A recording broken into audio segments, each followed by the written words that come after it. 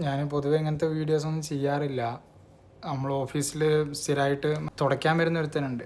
അപ്പോൾ അവൻ്റെ അടുത്ത് നമ്മൾ വെറുതെ ചോദിച്ചതിന് ഫുഡ് കഴിച്ചടാ കഴിച്ച് പറഞ്ഞില്ല, കഴിച്ചിട്ടില്ല പറഞ്ഞു.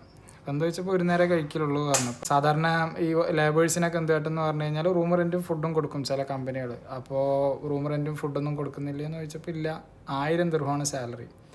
അതിൽ ഏറ്റവും ചുരുങ്ങിയത് ദുബായിൽ റൂമിന് നമ്മളൊരു 500 രൂപയെങ്കിലും കൊടുക്കണം ഒരു ബെഡ് സ്പേസിന്.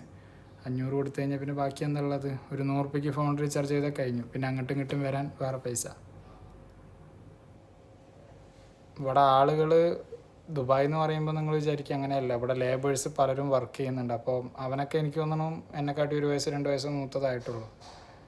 അപ്പോൾ ആ പൈസ സേവ് ചെയ്തിട്ടാണ് അതിൽ നിന്ന് 200-300 രൂപ സേവ് ചെയ്തിട്ടാണ് അവൻ നാട്ടിൽ കഴിക്കണം. അങ്ങനെയൊക്കെ നോക്കുന്ന സമയത്ത് നമ്മളൊക്കെ എത്രയോ വലിയ ആളുകളാണ് കേട്ടോ, എത്രയോ വലിയ ആളുകൾ.